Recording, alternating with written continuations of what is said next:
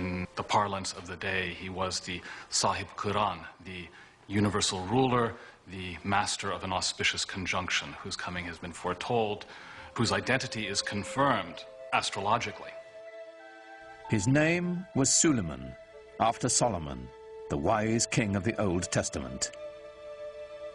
The Ottoman Empire would reach its apex under Suleiman's reign. Suleiman was extremely well educated. He was trained to the Sultanate from the day he was born. As a young prince, he formed a relationship that would have a tremendous impact on his life and on the empire as well. And when he was still a crown prince, he also developed a great friendship with a convert, a Greek convert who took the name Ibrahim. The two were very close in age and apparently very close in other ways, personally, intellectually, educated together to a certain extent. And as was common practice, when Suleiman acceded to the throne on the death of his father, he took his faithful Ibrahim with him to Istanbul. Suleiman was 26 when he took the throne, determined to make his mark on the world, as soon as his ministers would let him. In his early years, Suleiman had to contend, for example, with grand viziers and generals who simply refused to obey him. Feeling, apparently, that here was a 26-year-old kid who had never seen very much in the way of action and hadn't done very much to show that people ought to, in fact, obey him. The way to prove his mettle was on the battlefield. Every new sultan was expected to begin his reign by expanding the empire. Ottomans now controlled Kurdistan, Egypt, and the holiest cities of Islam, Mecca and Medina.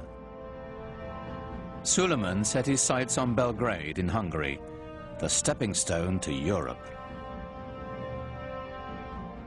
He was the head of the Ottoman dynasty, and he had certain duties to perform. One was conquest, and the first task Suleiman took upon himself a year after he ascended the Ottoman throne was to head towards Belgrade and capture it. Belgrade was very important strategically because it was from there the army could move further on west. A year later, he turned his ambitions on the island of Rhodes. The tiny island was a troublesome outpost of Christianity in an otherwise Ottoman sea. It was also a haven for pirates, preying on Muslim trade ships.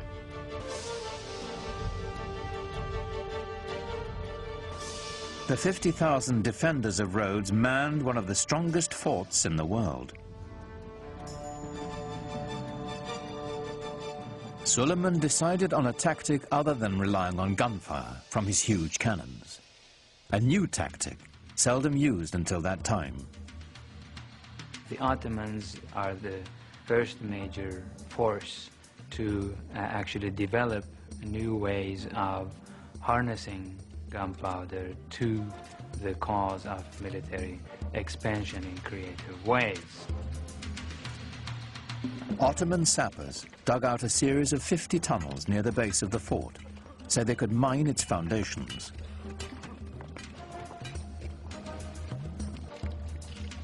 Performing this dangerous work were expendable Christian conscripts from the Balkans.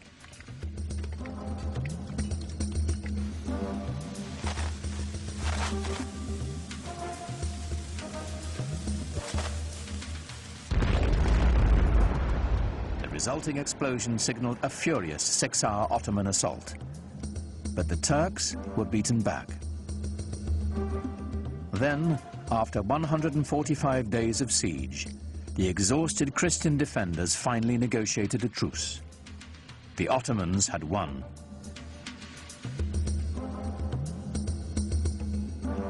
Victory did more than deliver Rhodes to the empire. Suleiman was now a sultan to be taken seriously. His march of conquest had begun.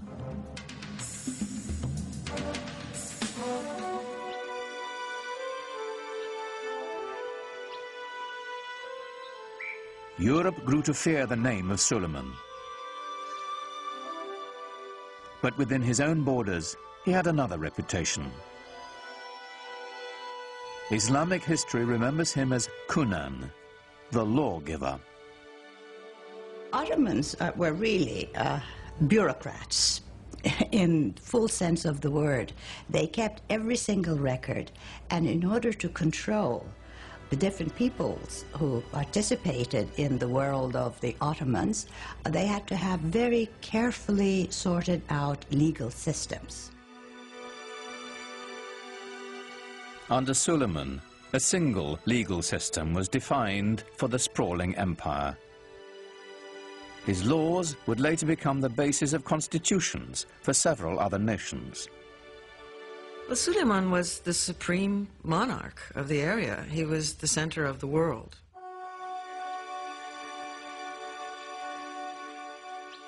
He inaugurated a classical age in Ottoman architecture, commissioning some of the most spectacular buildings the world has ever seen.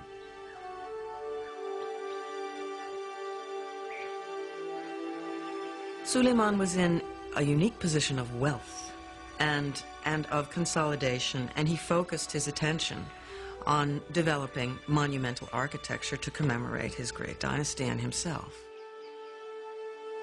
Great religious architecture can really give people a sense of what is at the heart of the faith. Grandeur and majesty are the things that come to mind when Muslims think about God.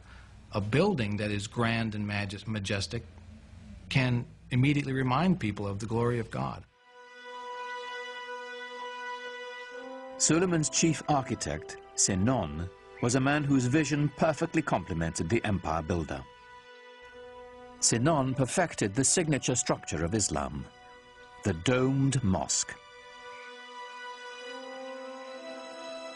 His career spanned half a century and produced well over 300 buildings, including the refurbishment of one of the most important monuments in Islam, the Dome of the Rock in Jerusalem. But for the Sultan, of course, he built his masterpiece, the Süleymaniye Mosque in Istanbul. It is truly befitting Sinan, who's called the Great Master. These buildings were horrendously expensive, huge things that took many, many years to build, and a great deal of architectural talent and engineering skill and engineering experience. When they built a mosque like the Süleymaniye, they were doing it to say, yeah, I've got the power, I've got the money, I am the Sultan, I'm the King of Kings. But at the same time, there was also tremendous spiritual value in these things. The symbolism is not only that of empire, but of faith.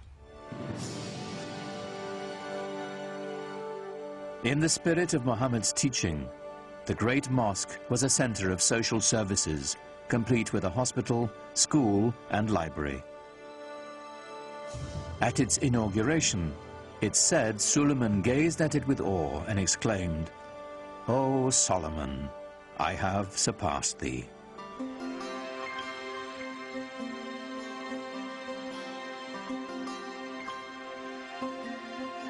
No less impressive was Suleiman's palace.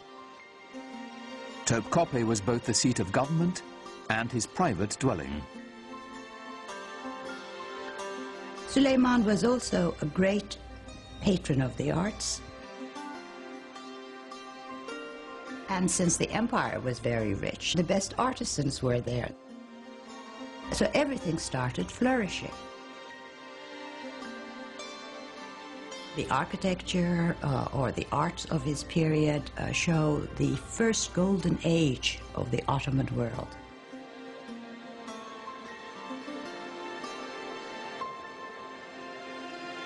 Everything that came out of his palace was exquisite.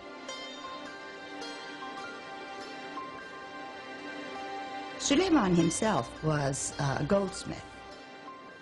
Ottomans believed that every sultan had to have a tangible trade. Being a sultan was not considered a practical or a tangible trade.